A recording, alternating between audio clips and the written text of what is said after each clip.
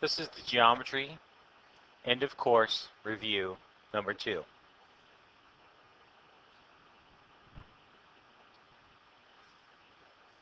For this review, you need to show your work and explain. Now I will show my work and explain as I go. The way you should use this video is look at the problems, try to solve them yourself, pause the video before I give you the explanation. And then play and see what my explanation is. Let's go and get started. Find the measure of each angle indicated. Pause and try to solve problems 1, 2, 3, and 4.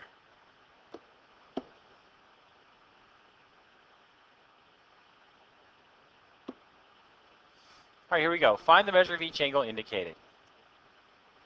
Now, it's again important that you remember that these are parallel lines. If you do not have these arrows or these little triangles here on the lines, you can't say that they're parallel.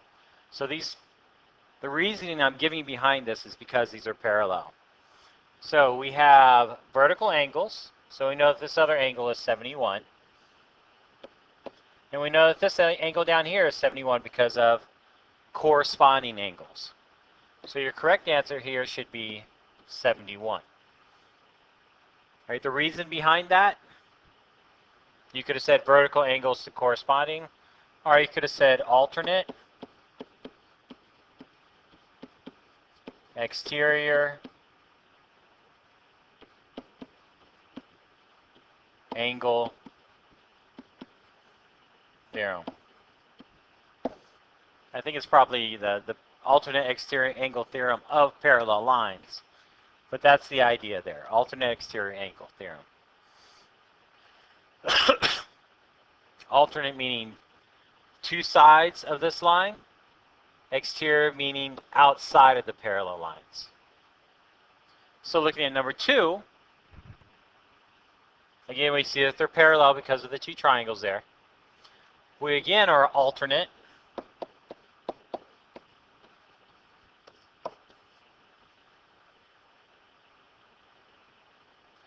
And but this time we're on the inside of these lines. So we have the interior angles.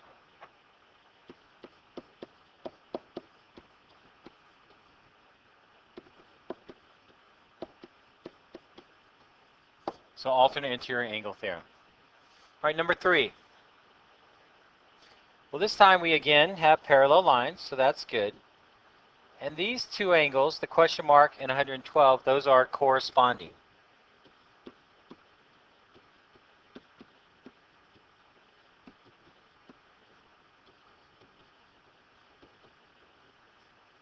Now, to get the answer, you do not need to know corresponding alternate interior, alternate exterior, but you do need to know the property and be able to identify that they are the same. Same thing with number 4. Again, we have corresponding. So number 4 would have been 99 degrees. Number 3 is 112 degrees. 2 is 85 degrees. All right. Now, here's number 5 through 8. Please take a moment, pause the video, and work these problems yourself.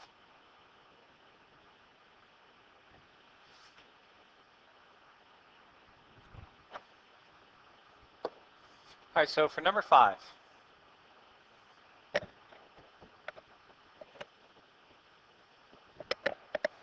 we know that every triangle's interior angle sum adds up to 180.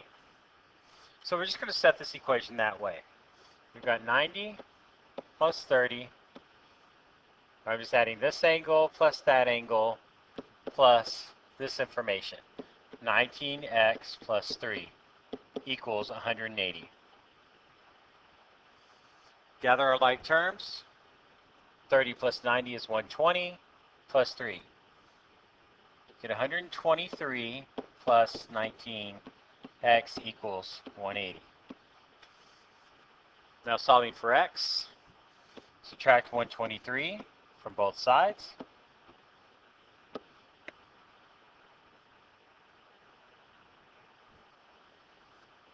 end up with 57. Or you end up with 19x equals 57. You divide both sides by 19. You're left with x equals 3. All right, and in this case, all they're asking us to do is solve for x.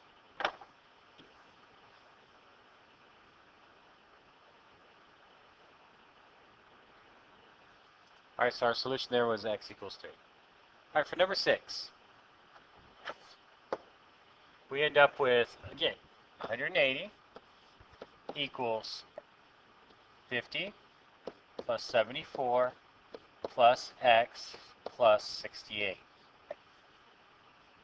We'll gather all your like terms, left with 180 equals x plus, just add that mess together and you'll find it. You end up with 192. Well, that makes for some interesting stuff here. We'll subtract 192 from both sides. Those cancel out. We're left with x equals, well, 180 minus 192 is a negative 12. Now notice, it's telling me my x value is a negative 12. It's not telling me the angle is negative because the angle always has to be positive. All right, so that's your x value. Number 7, same kind of thing. We're dealing with the 90 degrees plus 50 degrees plus 4. So now I have 180 minus 144, or equals 144, plus 3x. Just subtract 144 from both sides.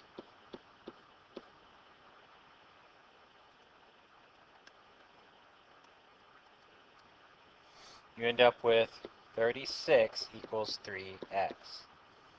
Divide both sides by 3. X equals 12. All right, number 8. Again, we're going to add our regular numbers together. And be careful, this is actually a negative 7.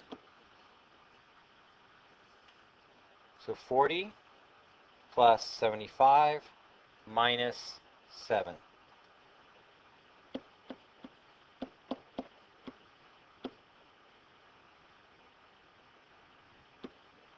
And don't forget plus the 8x equals 180. This works out to 108 plus 8x equals 180. Subtract 108 from both sides. You know what, the 8x equals 72.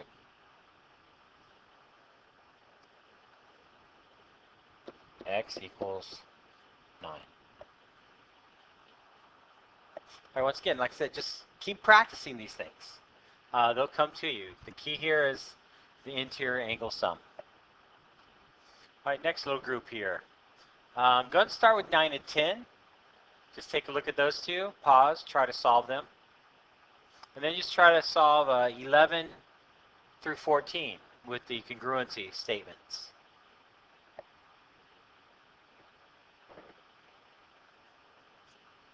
All right, number 9.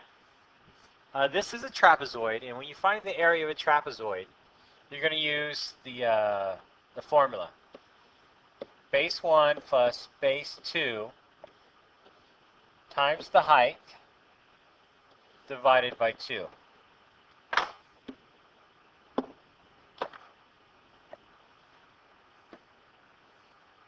All right, we're back. So you have base 1 plus base 2, those times the height divided by 2. And in our case, we have, let's see, we've got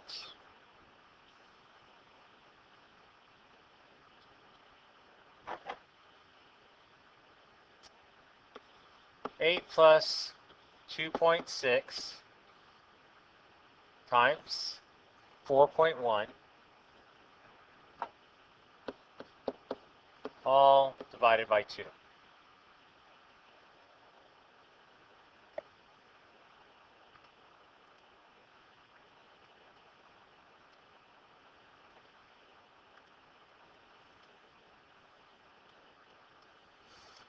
You should get an answer of 21.73.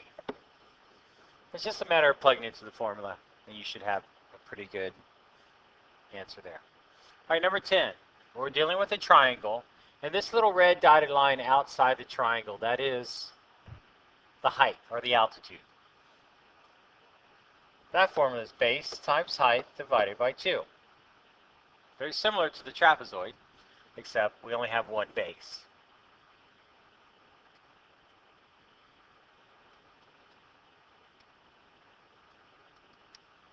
So you end up with 16.1 plus 4.6 times 7 divided by 2. All right, 11 through 14, these are congruency statements, and when we're working with these, we have to show certain relationships. You're going to have to show side, side, side, side, angle, side, angle, angle, side, or angle, side, angle. You have to show one of those 4 relationships to show that 2 triangles are congruent. So looking at number 11, all right, we have the double tick here, so that means that those 2 are congruent to each other, those 2 sides. Then we have the triple tick, so those 2 sides are congruent. All we need is one more side to show that's congruent, that we have congruent triangles. And in this case, because both triangles are sharing that one side that I just put that single tick in, these triangles are, yes, they are congruent. If they are, they want us to tell us how. And the how is side, side, side. Number 12. Again, we got to show one of these 4 relationships up here. Notice there are no side ticks. All we have are angle ticks. So we have this one and this one match up. We have this one and this one match up. And we have this and this match up. Well, that's just giving me angle, angle, angle, which is not one of the congruency statements. So for number 12, the answer is no. These triangles are not congruent. Well, we don't know if they're not. We can't prove it by the marks that are there. Okay, number 13. Okay, we have this and this, so that's a side. We have these sides. And then we have those angles. Those are called vertical angles, and all vertical angles are congruent. So in this case, we have side, angle, side. So yeah, we definitely have, yes, they are congruent by side, angle, side. Oh, hold on a second. Hold on a second. I tripped up on that one a little bit. Let me show you. Get kind of comfortable with your math, and then, oh, got to be careful. Notice that we have this side, that angle, and this side. That's what we got on the first triangle.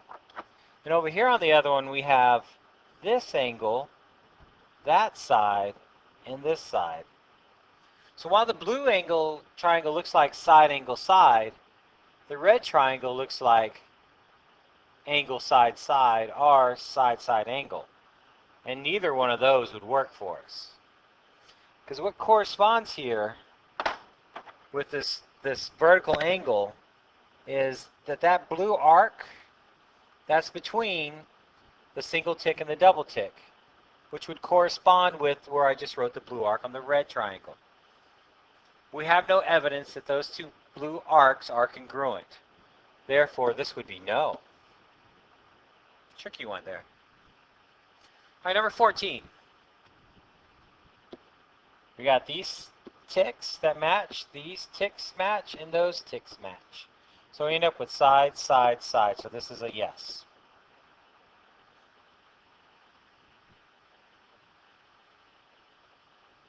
All right, 15 through 18.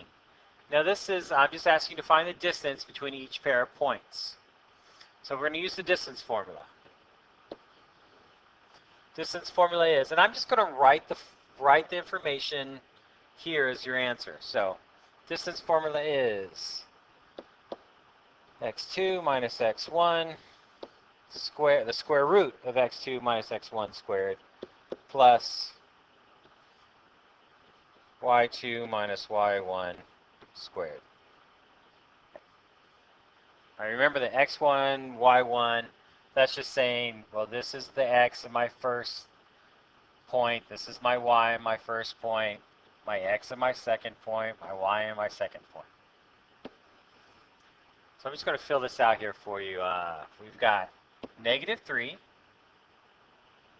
minus -6 squared plus -4 minus 6 squared. All right, you'll plug that in your calculator and get your answer. I'll put the answer up there in a moment, but I want you to pause and fill out the formulas for the rest.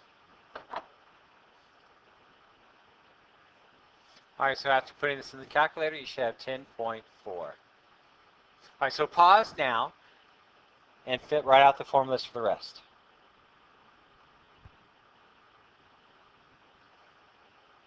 All right, you should have filled out the formulas, and then here are your answers. 16 was 3.6, 17 was 12, 18 was 6.3. All right, number 19. For each triangle, construct an altitude from vertex A. Again, altitude is the height. It always crosses at 90 degrees, okay? It always crosses the opposite base at 90 degrees. Now, if I were to draw a line going from A to here, notice that's not at 90 degrees. And actually, there's nowhere along that line inside the triangle that this would be 90 degrees. So I kind of have to figure it out, almost draw like a dotted line here. So I'm going to continue my line from there. And then I need to make sure I cross it here at 90 degrees. So this is going to be a little tricky when you do it on your own. So the altitude for this one is actually outside of the triangle. And that's going to be true for every, well, you'll have at least one of those when you have an obtuse triangle. All right, so there's your altitude. When you draw your altitude, make sure you mark that it's at 90 degrees. All right, so for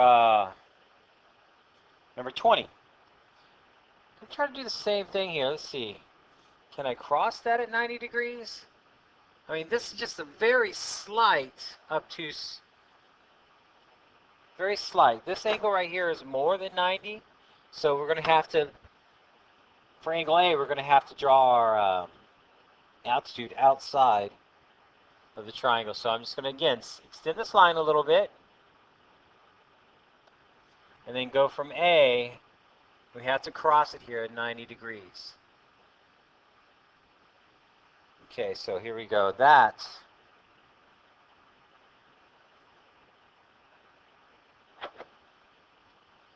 is going to be my altitude.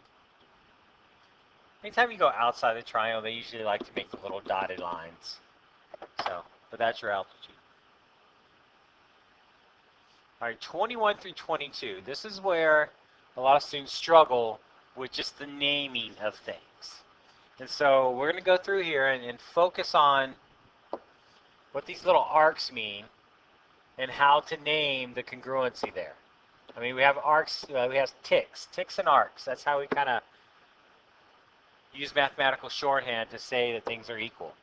So in this case, we have the measure of angle WUV is congruent to, that's WUV, is congruent to the measure of angle YUZ. Okay? That's what those double arcs are telling us. All right, so we got that piece taken care of. And for these, there's two of each. So we also know that LV is congruent to MZ. So we have LV, line segment LV, is congruent to line segment MC. That's what we're doing. So go ahead and pause and try to write out all the information. There's two pieces of information for each one. Write out the information that you can for problems 22, 23, and 24.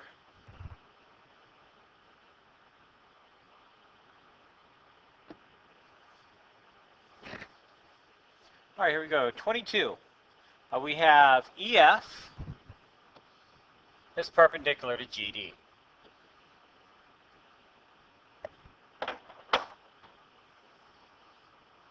Then we have angle HGD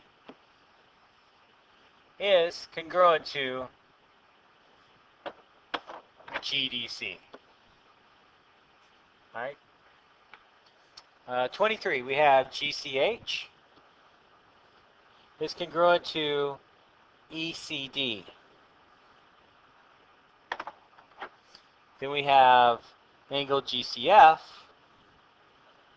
is congruent to angle FCE. Number 24, we have DB is congruent to BC. And then we have DB is perpendicular to BC.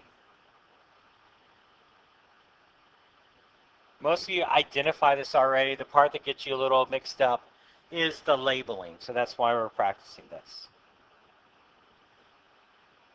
All right, 25 and 26. Find the slope of a line of a parallel line. Find the slope of a line parallel to each given line. All right, these you're putting them in slope-intercept form. Please do that now.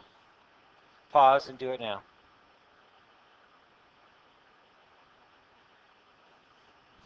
Okay, when we put these into slope-intercept form, we get, for 25, y equals x minus 4. Now they're asking for the slope of a line that is parallel to this. Well, my slope for this equation is 1. So my parallel slope is also 1. Parallel lines have the same slope. All right, looking at 26. When I put this into slope-intercept form, I get y equals x minus 3.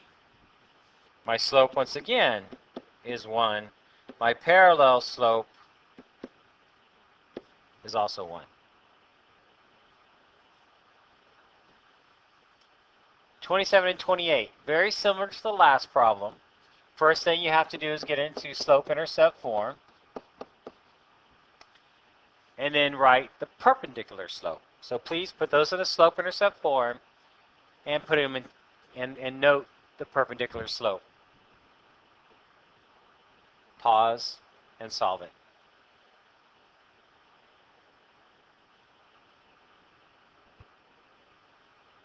Well, that wasn't too hard. All you had to do is, they're already in slope-intercept form. Number 20 usually messes people up because they're thinking, hey, wait a minute, where's my m, where's my plus sign, my minus sign, something. Well, this, if you were to look at it on a graph, is saying that y is equal to 2. So this is your slope right there. I mean, it's called a zero slope because there is no x in the thing to compare to. So we need a line that's perpendicular to that has a slope that's perpendicular. Well, if this is a zero slope, the zero slope, a line that's perpendicular to a zero slope, so the perpendicular slope to 0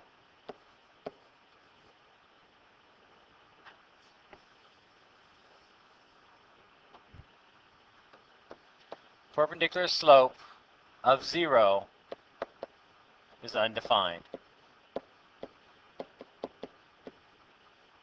That's because it's a vertical line. And vertical lines are undefined.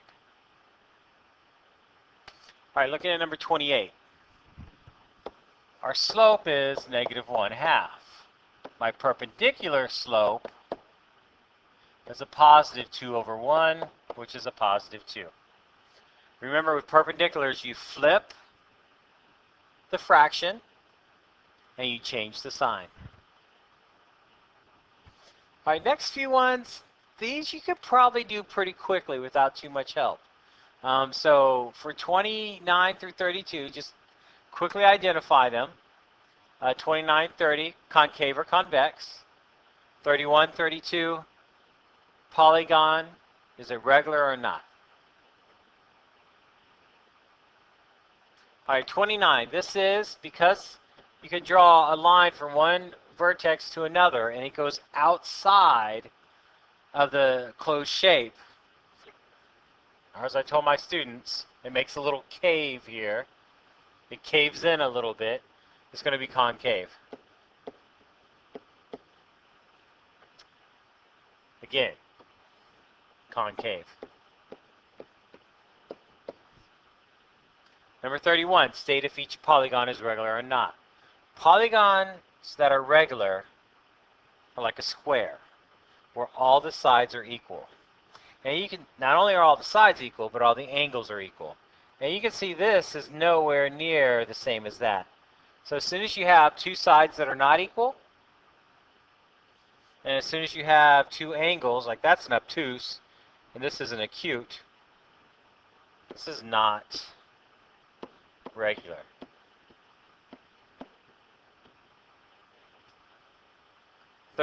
Again, we've got an acute angle here, an obtuse angle there, not regular.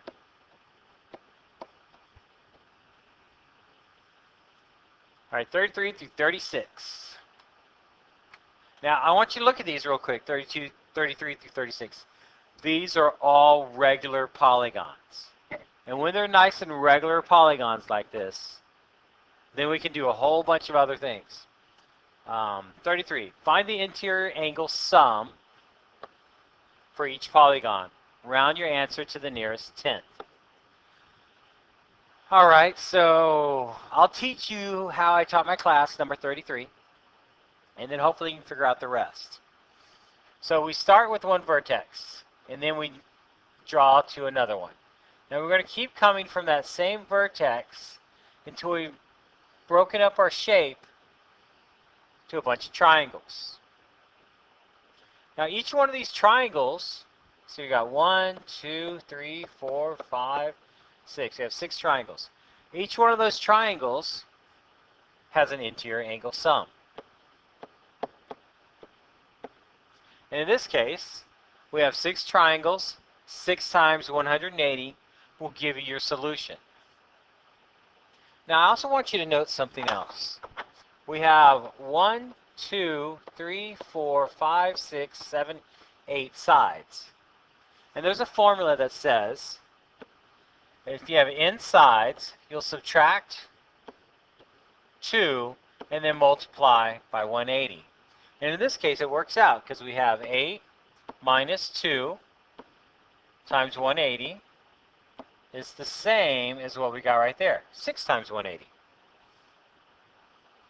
So use that formula, or if you can't remember the formula, divide your shape up into a whole bunch of triangles, and you should be able to figure out these. So go ahead and pause and try to solve it. And I'll give you the answer here in a few seconds.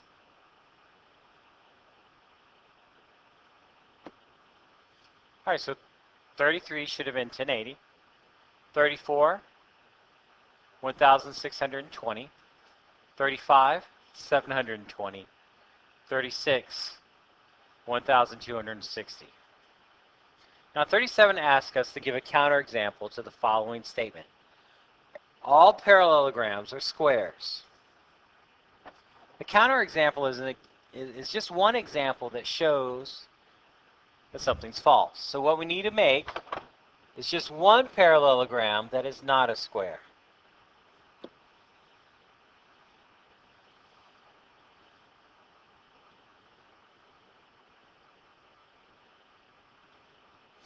just drew a rectangle. Rectangles are parallelograms because they have two pairs of parallel lines. It is not a square. Definition of a square says all sides are equal.